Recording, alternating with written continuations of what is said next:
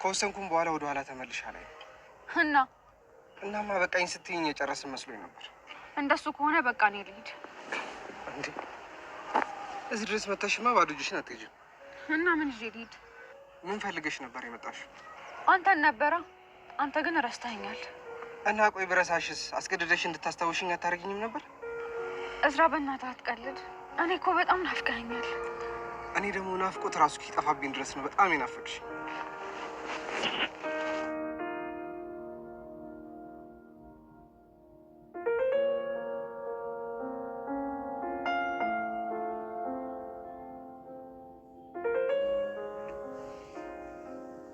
እርግብ ምን ላደርግ ነው የምነሳው? ደግሞ እንዴት ነው የምተኘው? እንዴት ተኛው? ሶስተኛ ዓለም ጦርነት ቢነሳ ራሱ መሰሚያት መስሎኝ እኮ። ማለት አተኛኘትሽ ቀን እንዳውጣ ያስንቃል። ምን እያልሽ ነው ሜሪ? ባልቀሰቅስሽ ራሱ 3 ዓመት ሙሉ የምትነቂያት መስሎኝ። ኡፍ ሜሪ፣ ደግሞ እንቅልፌን እኮ አልጨረስኩም። ኧረ እባክሽ ተይ እንጂ። አልጨረስሽም? አዎ ትንሽ ልተኛ። ኧረ እርግብ በእናትሽ እርጥብ አትሁኚ እንዴ። ምን አደረግኩ? ከፖሊሶች ጋር ድብብቆሽ እየተጫወትን ልተኛ ትኛለሽ እንዴ? እሺ የት ነው የምንሄደው? እኔ ምን አውቃለሁ፣ ግን በቃ በጠዋት ይሄን ቤት ለቀን መውጣት አለብን። ትንከራተቱ። ለምን እማዬ? እናንተ አደጋ ውስጥ እንድትገቡብኝ አልፈልግም። እንዴ ምን ሆነ ነው አደጋ ውስጥ የምንገባው? ልጅቷ ይህን ያህል ጊዜ ተደብቃ መቆየት ከቻለች ቀላል አይደለችም ማለት ነው። እና ባትሆንስ? ምናልባት ችግር ውስጥ ልትከታችሁ ትችላለች። አሁንም እኮ ችግር ውስጥ ነን። ምናሴ እውነቱን ነው እማዬ፣ አንቺ እዚህ በመሆንሽ በጣም ችግር ውስጥ ነን። እስኪ የምላችሁን ስሙ ልጆቼ። እሺ እማዬ፣ ምን እንድናደርግ ነው የምትፈልጊው? በቃ እንዲያውም ልጅቷን መከታተላችሁን አቁሙ።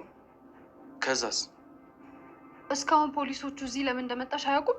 እንደሱ ማለት ሳይሆን ሜሮን ቤት መታ እንደነበረው ማለት ነው። እንደሱ ይሻል። አዎ በቃ ምናሴ፣ ሁሉንም ነገር ለፖሊሶቹ እንተውላቸው።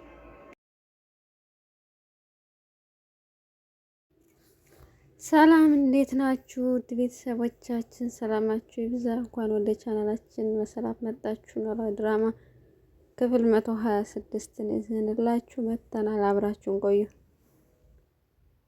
ሀኒቾ ስልክ በተደጋጋሚ በመደወል ቴክስት በማድረግ እዝራን ለማዋራት ፈልጋ ነበር። ነገር ግን እሱ ቴክስትም ስልክም አልመልስም ስላለ በጣም ተናዳበት ስታገኘው ማለት ነው እንግዲህ በጥፊ መታዋለች። እውነት ለመናገር በጥፊ መመታት የነበረበት እሷ ነበረች። እሱ ነበር መምታት ያለበት። ምክንያቱም በጣም ግራ የሚያጋባ ጸባይ ነው እያሳየች ያለችው። አልፈልግም ይህንን ያንተ ነገር አውቅቶለታ ብላ ከሸኘችው በኋላ እሱን ከባድ ሁኔታ ውስጥ ከታ እንደገና ደግሞ ለምን ስልክ አላነሳህም? ለምን ቴክስት ማደውልልኝ? ቆየ ኮራህ ነው ወይ ብላ በጣም ተናዳ በጥፊ መታዋለች። እሱ ግን እኔ ሲጀመር አንቺ እንደዛ አብቅቷል ስላልሽኝ ሁሉ ነገር ረስቼ ትቼ ስልኬንም አጠፋፍቼዋለሁ ለዛ ነው አለችው አላተኝ። እና በስከ መጨረሻ እንግዲህ እሱ ይቅር ብሏታል ስለሚወዳት ነው እንጂ ታናድዳለች ማለት ነው። ምክንያቱም እኔ በጣም ናፍቀኸኛል ምናምን ብላ እንግዲህ ተመልሳ እዝራ ላይ ሙጭጭ ብላለች። እንደዚህ የሚሆነችበት ምክንያት ታምቹ ስለሄደ ማለት ጆሮ ስለሄደ ስላሌለው ማለት ነው። ካጠገቡ እሱ የፍቅር ጥያቄዋን ወይም ካንተ ጋር መኖር ፈልጋለሁ ብላ ያቀረበችውን ውድቅ ስላደረገባት ተመልሳ ነው እንግዲህ ወደ እዝራ የመጣችው። እሱም በጣም ደስ ብሎታልኝ እና ተቀብሏል። ጥፊውንም ምኑንም ተቀብሏል እንግዲህ በጸጋ እና ምሳ ጋብዟት ነበረ እና ምግቡ በጣም ነው የሚጣፍጠው ለካ በቃ ከጣፋጭ ጋር ሰው ጋር ሲበሉት ነው ምግብ የሚጣፍጠው እንጂ ቆንጆ ተደርጎ ስለተሰራ አይደለም ምናምን እያለ አብሮ ደስተኛ ሆኖ ከሷ ከሀኒቾ ጋር ጊዜ እያሳለፈ ነበረ። እናም በዚህ ምክንያት እንግዲህ ለጊዜውም ቢሆን ወደ እዝራ ተመልሳለች። ጆሮን ጥላ ሀኒቾ ግራ የሚያጋባ ጸባያ እንግዲህ እንደቀጠለ ነው። በሌላ በኩል እርግብና ሜሮን ከፖሊስ ጋር ድብብቆሽ እየተጫወቱ ነው ያሉት። ምክንያቱም ፖሊሶች ቤታቸውን ስለሚያውቁት ወይ ቤት አልቀየሩም። በዚህ ደግሞ የሜላት ልጆች ምናሴና ሰላም የነሱን ቤትም ስለሚያውቁ በጣም ግራ ገብቷቸዋል። እና እርግብ በጣም ጠዋ ብላ ተዘርግታ ተኝታ ነበርና በዚህ ሁሉ ችግር ውስጥ ነሽ እንደዚህ ከተኛሽ በቃ ምንም ችግር ባይኖርብሽም እንዴት ተኛልሽ እያለቻት በጣም እየተናደደች ተነሽ እያለቻት ነበር። እሷ ግን እንቅልፌን አልተኛም ተመልሼ መተኛት እፈልጋለሁ እያለች ነበር። በጠዋት ከቤት መውጣት አለብን፣ ምክንያቱም ፖሊሶቹ ሊመጡ ይችላልኝ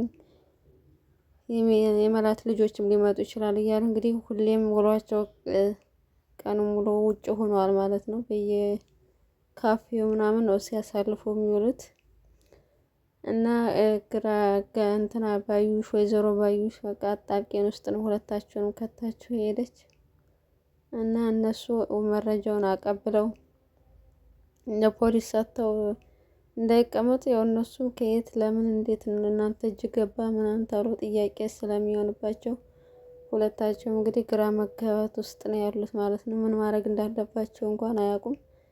የባዩሽ ባልም ይረዳናል ብለው አስበው ነበር። ነገር ግን እሱ ራሱን በሱስ በመጠጥ ተጠምዶ ራሱንም አያውቅም እንኳን እነሱን ሊረዳቸው። ስለዚህ ምን ግራ ገብቷቸው ምን ማድረግ እንዳለባቸው እነሱ መፍትሄ ራሳቸውን ከዛ ሁሉ ችግር ውስጥ ለማውጣት ማለት ነው። በዛውም እየተስማሙ አይደለም፣ እየተጨቃጨቁ ነው በጣም እና እርግብን በስከ መጨረሻ በቃ እንደ አክስቴ ደመ ከልብ ከመሆን ራሴን ሂጄ ለፖሊስ ሂጄ እሰጣለሁ ብላ በጣም በግድ ነው ያስቀረቻት። ለእኔ ማስቢልኝ እንጂ ብላ ተስማምተው እንደገና አስቀረቻት እንጂ ራሷን ለፖሊስ እጅ ልሰጥ ነበረ። ሁሉን ነገር ተናግራ ማለት ነው የምታውቀውን ነገር ሁሉ ቁጭ ብለው ሳሉ እንደውም ምናሴ መጥቶ ምናሴን ሂጄ ካላዋራሁት ብላ ሜሮን ነው ያስቀረቻት። እሱ ሚዛናዊ ሰው ነው፣ የሚረዳ አይነት ሰው ነው፣ አይፈርድም ምናምን ብላ ልታዋራው ፈልጋ ነበር። ግን ሜሮን ከለከለቻት እሱን እንዳታገኘ ማለት ነው። ወይዘሮ ሜላትም እንግዲህ እስካሁን ለረጅም ጊዜ ያለምንም ጥፋት እንግዲህ እስር ቤት ነው እያሳለፈች ያለችው። ወይ ጠበቃ አቁመው እውነቱን ሊያወጣላት አልቻለ፣ ወይ ፖሊሶቹ ደግሞ እየሰሩ አይደለም። ምንድነው ግን አሁን እንደዚህ አይነት የተንዛዛ ፍትህ ማለት የሜላት ነገር በጣም ያሳዝናል። ወይ ፖሊሶች እንደዚህ ነው ግን እውነት ሪያሊቲው ራሱ እንደዚህ ነው የኢትዮጵያ ህግ ማለት ነው። በጣም ነው የሚያሳዝነው እኮ አንድ ሰው ያለምንም ፍትህ ራሱ ድራማው ደራሲ ራሱ ምን ለማስተላለፍ ነው እየፈለገ ነው የሚለው ግራ ያጋባል። ወይ ፖሊሶች እኮ በስነ ስርዓት በትክክል መረጃውን አጣርተው ንጹህ ሰው ማውጣት አለባቸው ብያለሁ ብለው እዛ ውስጥ ከተው ጊዜ ያቃጥላሉ ማለት ነው። አንድ ቀን ራሱ እኮ ለሰው ልጅ ትልቅ ዋጋ አላት። እስር ቤት ማሳለፍ የለባትም ወይዘሮ ሜላት ልጆቿን ጥላ ቤተሰቧን ጥላ ሁሉን ነገር ያለምንም ጥፋት ማለት ነው ይሄን ሁሉ ጊዜ እያሳለፈች ያለችው። ፖሊሶችም ቀርፋፋ ናቸው። ምንም አይነት መረጃ አውጥተው በሷ ዙሪያ ለምሳሌ ሜሮን መረጃ እንዳላት የመጀመሪያ ስልክ ጥሪ ከሷ ጋር እንደሆነ መረጃው ደርሷቸዋል ከኢትዮ ቴሌኮም እና እሱን ይዘው ቀጥታ እሷን እንደምንም አግኝተው ማጣራት እውነቱንና ሜላትን ነፃ ማውጣት ነበረባቸው። ግን እነሱ ጭራሽ ጠፍተዋል፣ ተኝተው ነው መሰል ፖሊሶች እና በዚህ ምክንያት ቤተሰቡ እስካሁን ደስተኛ አይደለም። እናታቸው በመታሰሯ አባትየውም ጠዋት ገብቶ ማታ ነው የሚወጣው። ስራ ራሱን ቢዚ አድርጓለኝ። እየጠየቋት ያሉት እንግዲህ ልጆቿ ናቸው ማለት ነው። እናም ሀኒቾ በጣም እንደናፈቀቻት ነገረቻት። ከዛም በቃ ሂጂና አንቺ ይቅርታ ጠይቂያት አለቻት። እናቷ በቃ እሺ ብላ እንግዲህ ይቅርታ ልጠይቃት ስትል ነገር ግን ሀኒቾ ቤት ድረስ መጣችላትና ስለ እዝራ እየነገረቻት ነበር። እንደውም በጥፊ መታወት ምናምን እያለች እና ሲጀምር እሱ ለምን በጥፊ የምትመጪው እሱ ምን አረገሽ? የምር በጣም ነው የሚያሳዝነኝ እያለቻት ነበርና እሷም ያው ምናሴ እንትና ጆሮ ስለሄደና የእሷን ፍቅር ጥያቄ አልቀበል ስላለ ነው እንጂ እንደዛ ባይሆን ኑሮ አሁንም ድረስ ጆሮ ተመልሷ ከመጣ እዝራን ጥግህን ያዝ እንደምትለው ነው እየተናገረች ያለችው። እና በዚህም በቃ አንቺ ፍቅር ውለት አይደለም፣ ስለዚህ ከምትወጁ ሰው ጋር መኖር ያለብሽ ምናምን ብላ ያው ትንሽ ከሷ በሰል ስለምት እንግዲህ እሷ ነበርሽ ብስል ሰው የምትባለው ግን ሰላምና እየመከረቻት ነበር ከልምዷ እያካፈለቻት።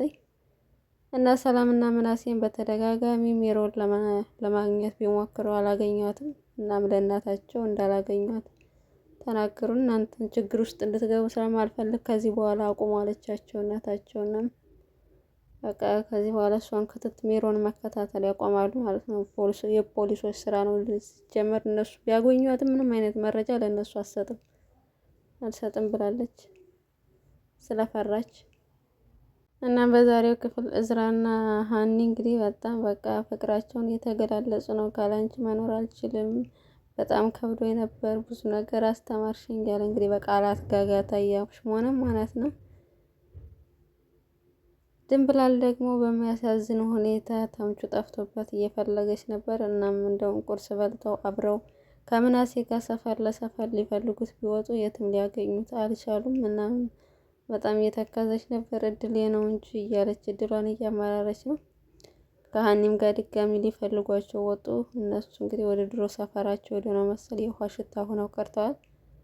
እስከ መጨረሻም እንግዲህ እዝራ ስለደወለላት እና ከእናንተ ሰፈር አካባቢ ነኝ የት ነሽ ብሎ ስለጠየቃት እሱን ለማገናኘት ለማስተዋወቅ ከድንብላል ጋር ተመልሰው ወደ ሰፈር መጡ። እናም ድንብላል ማለት አቅቶት ጭራሽ ዝም ብሏት እና ጭራሽ ሰደበኝ ብላ እንደውም ድንብላል ተናዳበት ነበር። ከዛ ግን እንዴት አየሽ ስትላት በቃ ቆንጆ ነው ግን እንዳንቺ አጭሩ መረጥሽ እያለች እሱ በማጠሩ ሙድ እየያዘችበት ነበር ማለት ነው። እናም ያው ስለተዋወቅሽ ደስ ብሎኛል ቀልደኛ ነሽ ምናምን አላት እና ወደ ቤት ተመለሰች። ሀኒቾና እዝራም ጊዜ ለማሳለፍ አብረው ሄዱ ማለት ነው። የዛሬው ክፍል ይህን ይመስላል። ብዙም የተለየ አዲስ የሆነ ያመጡት ነገር የለምና